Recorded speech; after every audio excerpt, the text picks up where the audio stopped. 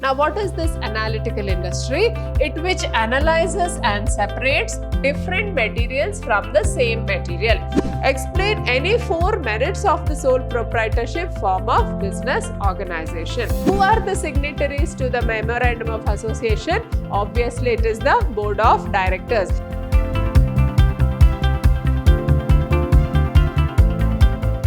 Hello everyone, I am Purnima, faculty in the Department of Commerce, Vidhyaashram Pre-University College, Temple of Excellence. In this session, I will be having a discussion on the model question paper released by the PREU board. So this is model question paper of 2021-22. Now let us have a look at this paper. Now let us see what are the questions asked in section C. Now, first let us have a look at the instructions given here. So here they have asked us to write 7 questions. So you have to answer, they have given you 14 questions. Out of that you have to answer only 7 questions and in 10 to 12 sentences each.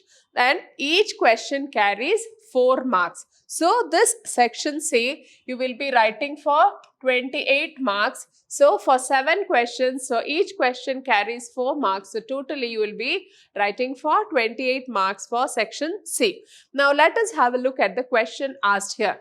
Now the 31st question, explain briefly the different types of manufacturing industries. Now the different types of manufacturing industries are, the first one is the analytical industry. Now, what is this analytical industry? It which analyzes and separates different materials from the same material.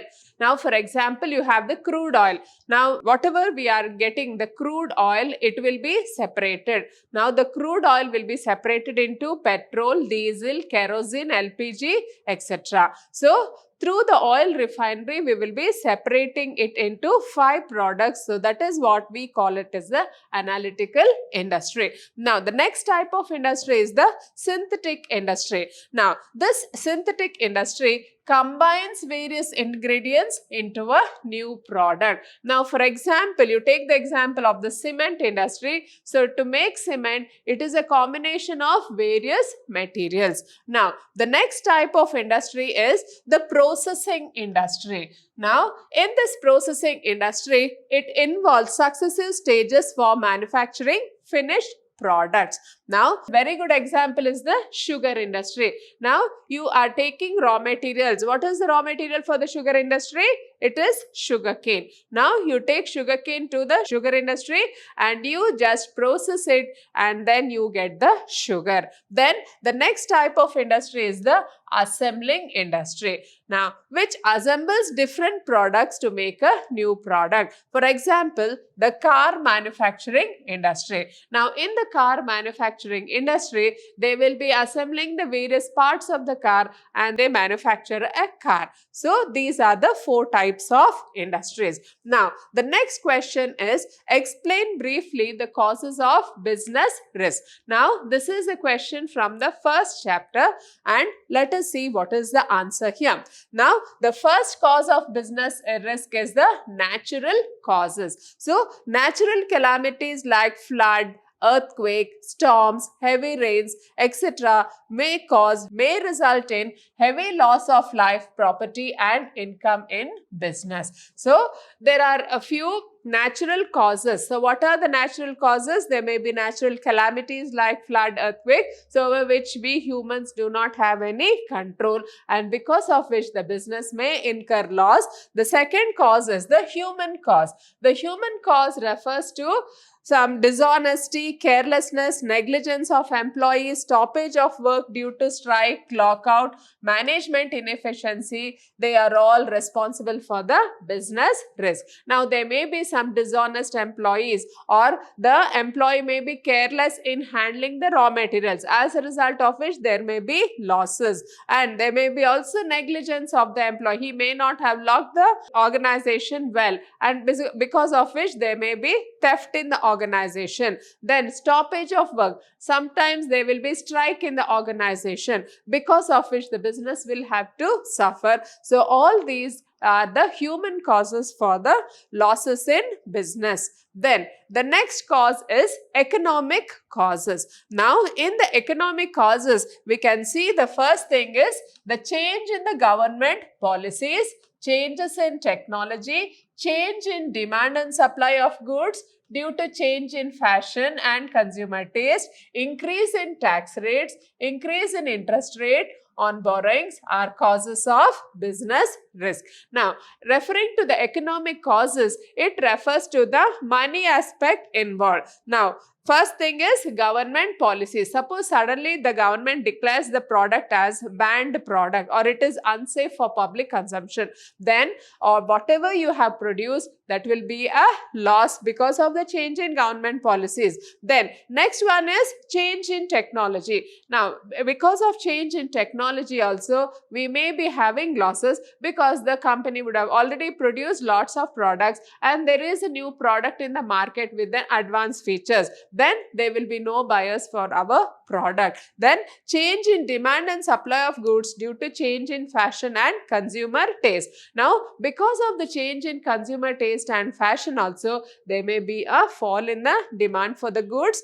and then increase in tax rates. So whenever the government increases the tax rates, then the company has to pay more as tax to the government, and it has to be paid out of the profits, and also increase in interest rate on borrowings. So whenever the company has borrowed lot of money for running the business, and if there is a hike in the interest rate, then the company will have to pay more as interest. So all this cause business risk. Then other causes. So unforeseen events like political disturbances, mechanical failures, fluctuation in exchange rate, they are all the other causes of business risk. Now, what do you mean by political disturbances? That means political unrest. There is no stable government in the country, because of which there may not be proper business activities going on. Then mechanical failures. There may be a breakdown in the machinery, because of which the production has stopped. Then fluctuations in exchange rate. Now, suppose if it is an export-import business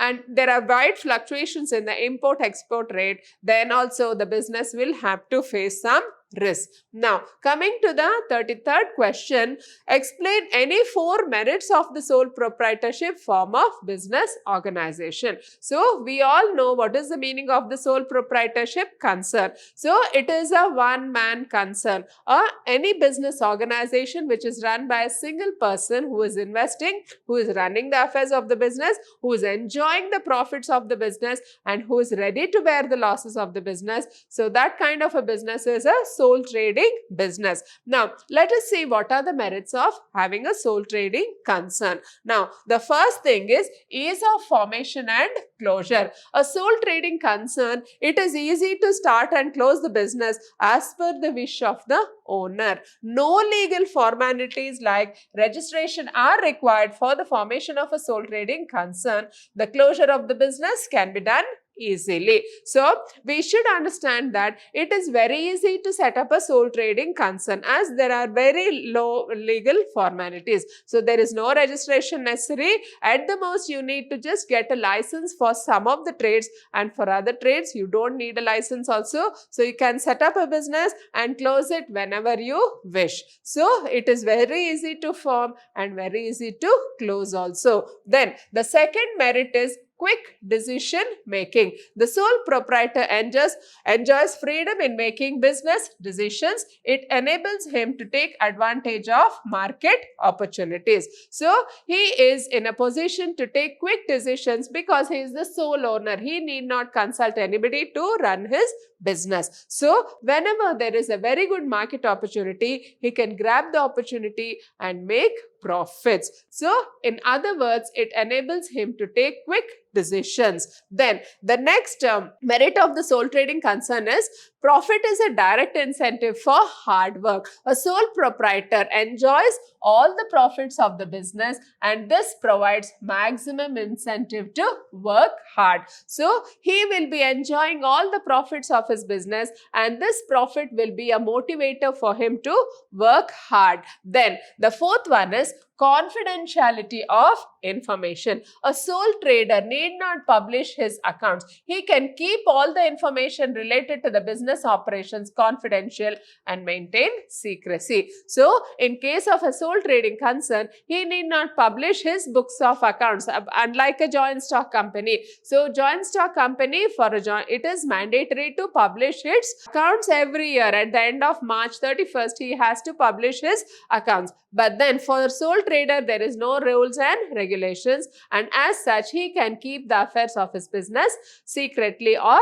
confidential. Then the next question is, explain any 4 benefits of e-business. Now, the first benefit is ease of formation and lower investment requirements. E-business is relatively easy to start. E-business enables a business to do business with minimum investment. So, what do you mean by e-business? E-business is nothing but electronic business. Now, in electronic business, or what we call as the online business, so it is very, very easy to do online business. You need not hire a shop, or you don't need a location in a prime area of the city. So you can just have your office in your home and you can start the e-business, provided you have the necessary products and materials for sale. Now, it is very easy to form e-business because it requires very minimum investment. Then the second one is convenience. Internet offers the convenience of 24 hours, 7 days a week, 365 days a year business, and it offers the advantage of accessing anywhere, anything and any time. So this e-business, it has lot of convenience. So people can sit in the comfort of their home and they can do all the shopping anytime they want. That is, in 24 hours a day, 7 days a week, 365 days of the year, your shop will be open. That is, they can log into your website and they can order whatever they need. So they have convenience of shopping by sitting in the comfort of their home. They need not come out of their home and spend for the transport, etc. Then the next benefit is global reach and access. So it allows the seller an access to the global market and also gives an opportunity to the buyer a freedom to choose products from almost any part of the world. Now, global reach and access. Suppose you had a shop in a locality, then only the people from that locality can have access to that shop. But if you are having e-business, then you will be having global access. So people from all over the world can log in and they can buy from your website. So this is one of the greatest advantages of having e-business. So the people have the freedom to choose from a wide range of products you are offering for them. Then the fourth merit is speed. E-business enables quick delivery of goods. That is, digital products such as e-books, software, movies, etc. can be delivered online. Electronic fund transfer technology of e-commerce has speeded up the funds transfer. Now, here e-business has speeded up everything. What is being speeded up here? So we can get quick delivery of goods. That is, digital products. That is, electronic goods can be downloaded very easily. So you can always buy e-books, softwares, movies, etc. Online only it is delivered, and you can also make the payments online. That is, electronic funds transfer. So as a result of which we are having transactions very, very fast. So these are the merits of e-business. Now, the next question is, explain briefly any 4 reasons to justify the need for outsourcing. Now, we all know that nowadays everything is being outsourced. Most of the companies, they outsource a part of the job to some other agency. Now, why should we outsource these jobs? So, one of the main reason is focusing of attention. Now, what is this focusing of attention? Outsourcing has enabled the business firms to focus their attention and resources on select activities for better efficiency and effectiveness. Now, the company is tuned to do certain jobs. So there are certain activities in which they have trained professionals to do the job, but there are certain activities where they don't have trained professionals. Then in those areas where they don't have professionals to do the job, the company will outsource those jobs so that they can focus on those activities for better efficiency and effectiveness. Then next one is quest for excellence. So outsourcing has enabled the business firm to excel themselves in the activities that they can do best by virtue of limited focus. Secondly, they excel by contracting out the remaining activities to other experts. So it has enabled the business firms to excel themselves in activities that they can do well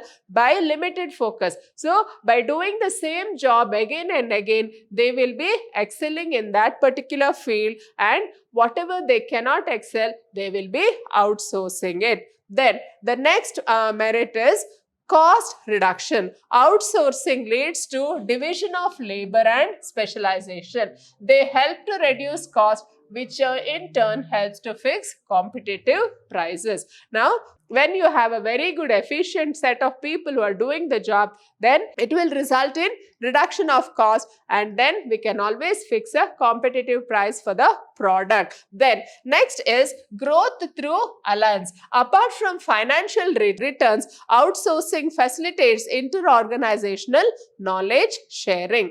Then the fifth point is supports economic development. Outsourcing stimulates entrepreneurship, employment and exports in the host countries, and thereby supports economic development. So outsourcing enables entrepreneurship, employment and exports. What do you mean by economic development? So you are just giving away a part of your work to some other country where the labor is very cheap. So as a result of which you can get the job done very cheaply, and because of which it will be supporting the economic development of the nation. Then the next question is, explain briefly any 4 favorable arguments of social responsibility. So this is the question on the chapter social responsibility of business and business ethics. Now let us see the arguments in favor of social responsibility. So first one is justification for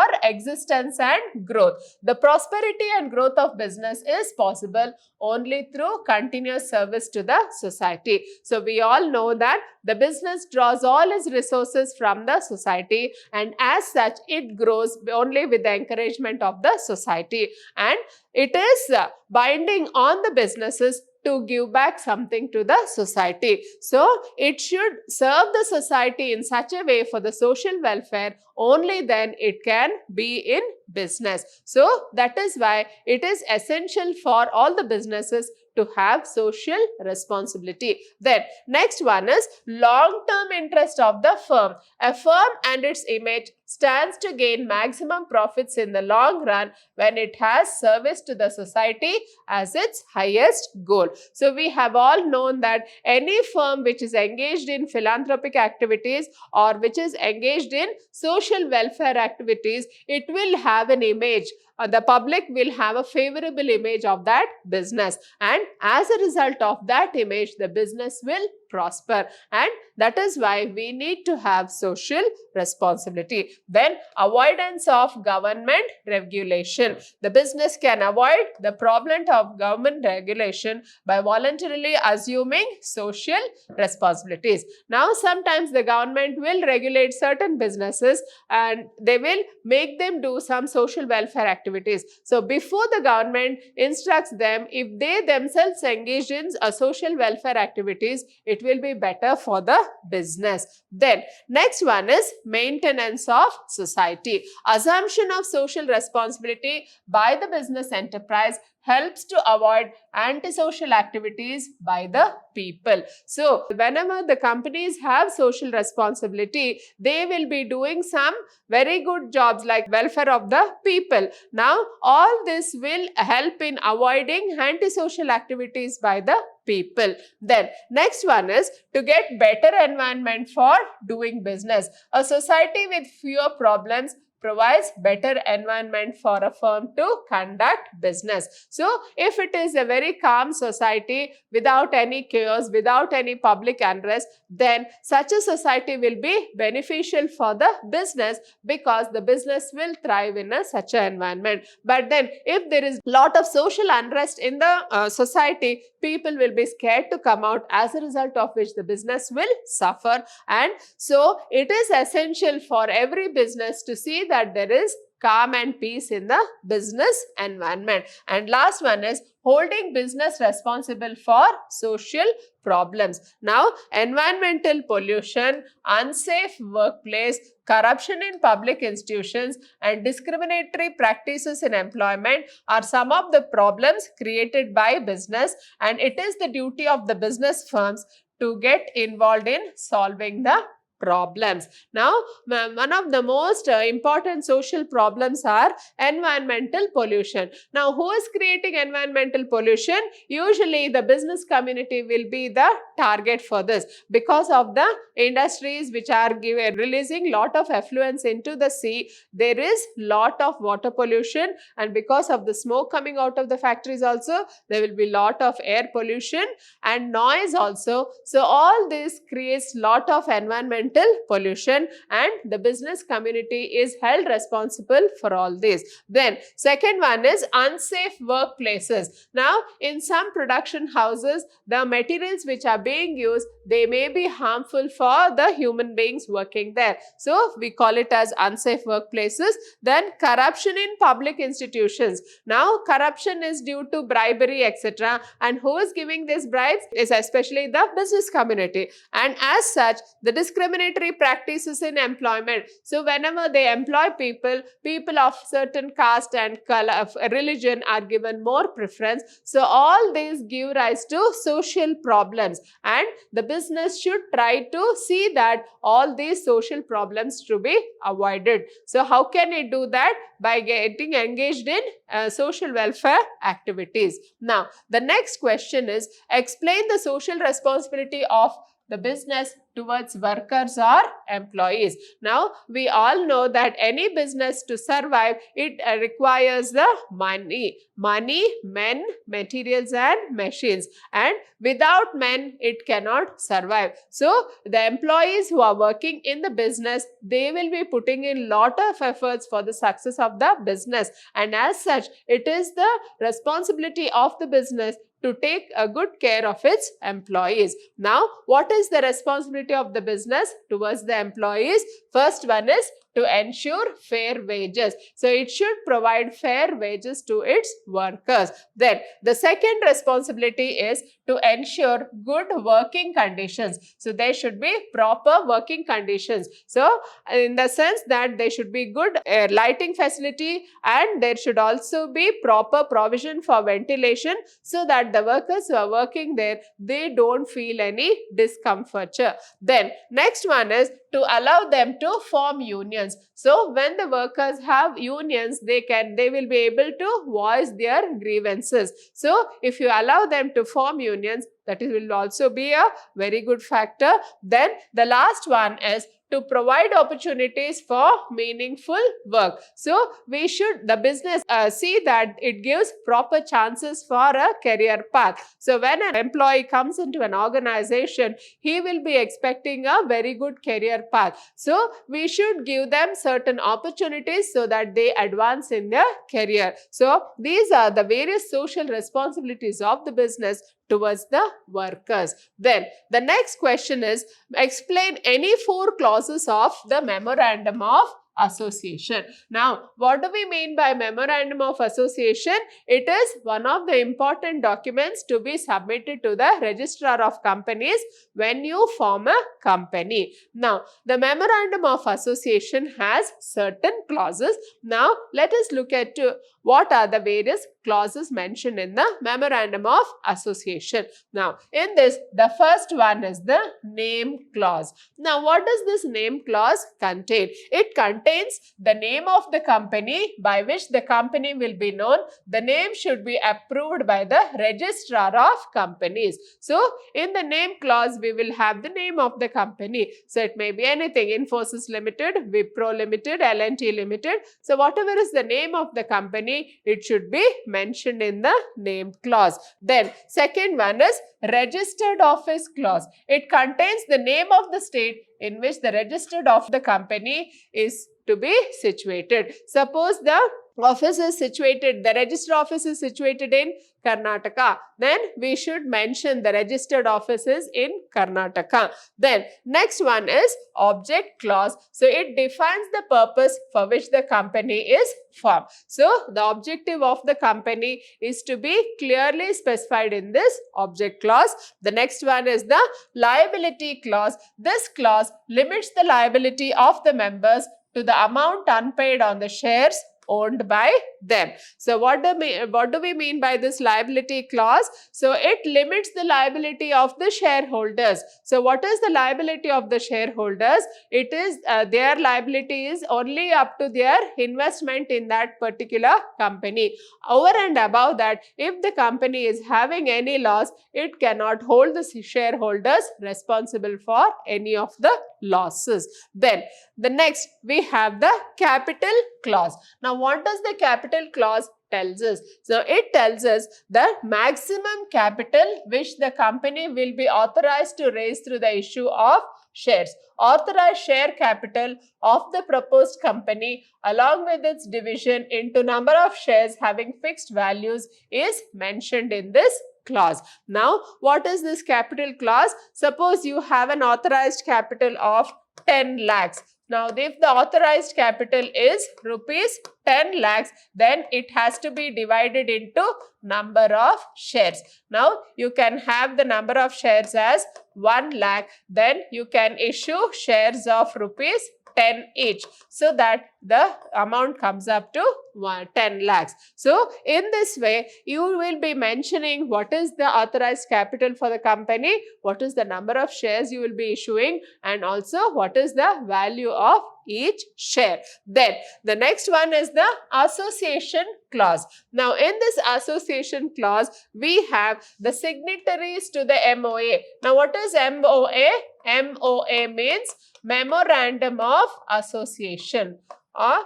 So in this Memorandum of Association, they write their written intention to be associated with the company and also give the purchase qualification shares. Now, who are the signatories to the Memorandum of Association? Obviously, it is the board of directors. So, the directors of the company, they will be giving a written consent that they want to be associated with the company and they are ready to purchase the qualification shares of the particular company. Then next question is write short notes on public deposits and commercial papers. Now, first part of the question is public deposits. Now, the deposits that are raised by the organizations directly from the public are known as public deposits. So, the deposits that are raised by the organization directly from the public. So, just like the bank will raise deposits, the company also can raise deposits directly from the public. So, these deposits are called as public deposits, and rates offered on public deposits are higher than that of bank deposits. But there is higher risk in public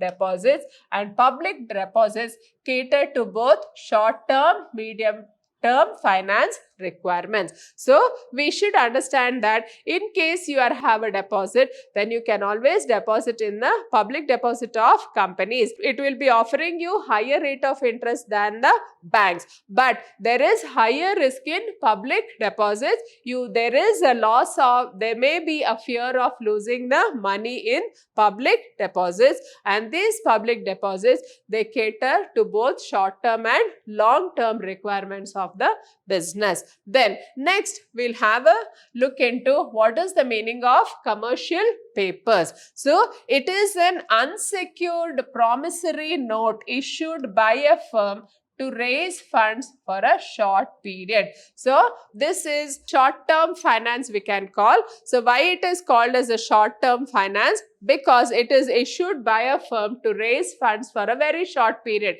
It will be anything between 6 months to 1 year. So it is a source of short-term finance and it can be transferred easily and has high liquidity and provides more funds compared to others. Now, with the help of these commercial papers, any firm can raise short-term funds, and the cost of issue of commercial papers is lower than the cost of loans of commercial banks. So we all know that most of the commercial banks, they are eager to lend money to all the business organizations, but then any business organization can raise the funds through commercial papers because it is cheaper compared to loans from commercial banks. Then the next question is, explain briefly the merits of debentures as a source of business finance. So debentures are preferred by investors who want fixed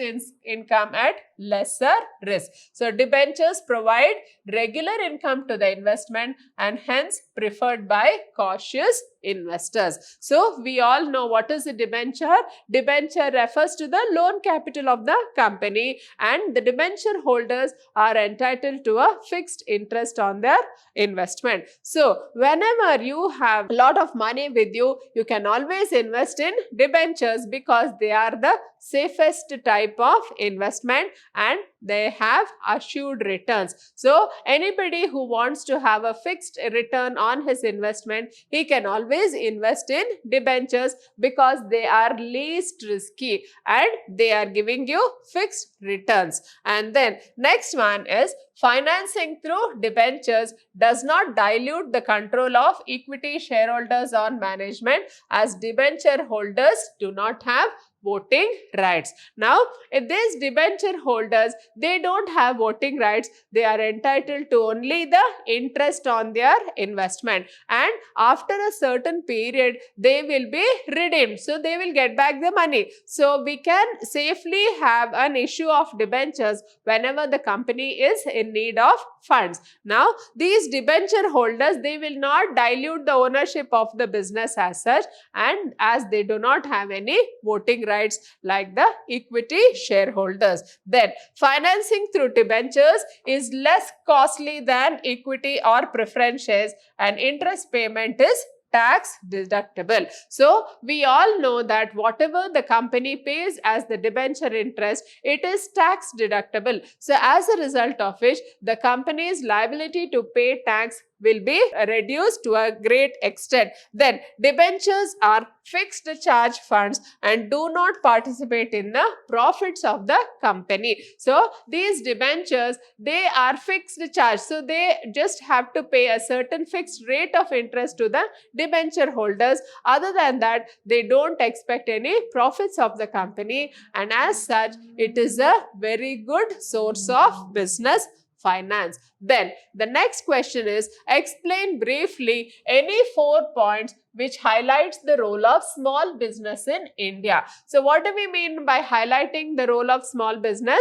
Highlighting means the importance of small businesses in India. Now let us see what are the various highlights here. So almost 40% of the total industrial output and 45% of the total exports are contributed by small industries. See, almost half of the industrial output is given by small industries, and almost 45% of the total exports of the nation, they are given by small industries. So we can just see, imagine how big a role these small industries are playing. Then small industries provides immense opportunities for entrepreneurship. Now these small businesses, they are giving lots of opportunities for entrepreneurship, and they are the second largest employment providers in the Indian economy. So nowadays we see lot of startups coming into existence. Now why the startups are coming? Because people don't want to seek a job, they want to be job providers rather than job seekers, and as a result of which we are seeing lot of small businesses which are coming up. Then they contribute to the balanced regional development. Now these small industries, they can be situated anywhere. It need not have a big city. They can be situated anywhere, and from there itself we can see that there is regional development. Then small industries enjoy the advantage of low cost of production. Now why they have the low cost of production? The government is encouraging these small industries by providing them raw materials at subsidized rates. They are given tax holidays, they are given loan repayment holidays, and various other facilities are being provided for the small industries by the government, as a result of which they are having low cost of production. Then they are best suited for customized production, that is designing the product as per the needs and preferences of the customers. Now these small industries, they cater to one particular target customers. So depending on their taste and preferences, they will be producing the products, as a result of which they will be earning huge profits. Then small industries have the strength of adaptability and a personal touch, and therefore maintain good personal relations with both customers and employees. So they are adaptable and they also have personal touch, as a result of which they get feedback from their products. So from their customers, whoever they are using, they'll collect the feedback and they just adapt to their customers' tastes and preferences, so that they can earn more and more profits. So this is the role of small industries in the economic development. Now the next question is, explain briefly the different types of itinerant retailers. Now who are these itinerant retailers? Here the first one is peddlers and hawkers. Now what is the meaning of peddler and hawker? Peddlers and hawkers are small traders who carry the products such as toys, vegetables and fruits on bicycle, a handcraft, or on their heads, and move from place to place to sell the merchandise at the doorstep of the customers. They carry this merchandise on bicycles, or they carry it on their head or in some cart, etc. And they move from place to place to sell the merchandise, and they go to the doorstep of the customers also to sell the products. Then the second type of itinerant retailers is the market traders. The market traders are small retailers who open the shops at different places on different rates or days. They may deal in fabrics or ready-made garments or toys or other low-priced items. So market traders are, they just set up a shop on the pavement and they just sell the goods. So on different dates and different areas, they will be setting up the shop and selling the goods. Usually low-priced items will be sold by them. Then the next type is the street traders. Now who are the street traders? That is the pavement vendors. Street traders are the small retailers who are commonly found at places where huge floating population gathers. For example, near railway station and bus stands. They sell consumer items of common use such as stationery items, eatables, ready-made garments, newspapers and magazines. So we can see these street traders almost usually where there is lot of crowd, that is in the bus stands and in the railway stations or in the marketplaces. Then last one is the cheap jacks. These cheap jacks are petty retailers who have independent shops of a temporary nature in a business locality. They deal in consumer items as well as services such as repairs of watches, shoes, buckets, etc. Now these cheap jacks, they are petty retailers and they have independent shops of a temporary nature, and usually they are engaged in services. Then the next question is, explain briefly any 4 features of a departmental store. Now the first feature is, a modern departmental store provides all facilities such as a restaurant, travel and information bureau, restrooms, etc. So, a departmental store is giving all the facilities like restaurant, travel information bureau and restrooms, etc. And these stores are generally located at a central place in the heart of the city, which caters to a large number of customers. Then, the third feature of the departmental store is they are generally formed as a joint stock company managed by the board of directors. There is a managing director assisted by a general manager and several department managers. Then, the next feature of a departmental store is it combines both the functions of retailing as well as warehousing, and they have centralized purchasing arrangement, but sales are decentralized in different departments. So, these are the features of a departmental store. Then, the next question is, explain briefly any 4 benefits of international business to nations. Now, why it is necessary for the nations to have international business? So, first one is earning of foreign exchange. So, international business helps a country to earn foreign exchange, which it can later use for meeting its import of capital goods, technology, petroleum products and so on. So, whenever the nation is engaged in international business, so it will be getting lot of foreign exchange from other countries. So, this foreign exchange it can make use of to buy petroleum products, capital goods and for getting the latest technology, and it can also make use of this foreign exchange to just pay off the imports. Then, more efficient use of resources. So, international business enables a country to produce more efficiently what it can produce and helps to export the surplus production to other nations. So, that we can make the best efficient use of the resources available in this country and see that they are exported, and as a result of which we can make the optimum use of these resources. Then, next one is improving growth prospects and employment potentials. So, international business enables countries to produce on a large scale and thus helps them not only in improving their growth prospects but also creates opportunities for employment of people living in these countries. So, whenever the nation is engaged in export business, so you will be giving lot of employment opportunities to the youth of that particular country, because you will be producing on a very large scale. So, when you have large scale production, it will give rise to more and more employment opportunities, as a result of which people of particular area, they will be getting more employment and it will help in the development of that particular region. Then, increased standard of living. So, international business enables a country to import required goods from other countries and help the people of the country to enjoy a higher standard of living by consuming those imported products. Now, we are having lot of imported products in our country itself. Why? Because the government is getting lot of imported goods from other nations. So, by making use of these imported products, we can always increase the standard of living. So, this is possible only through international business. So, we have come to the end of this session on the discussion on section C. Hope to see you in the further discussions. Thank you.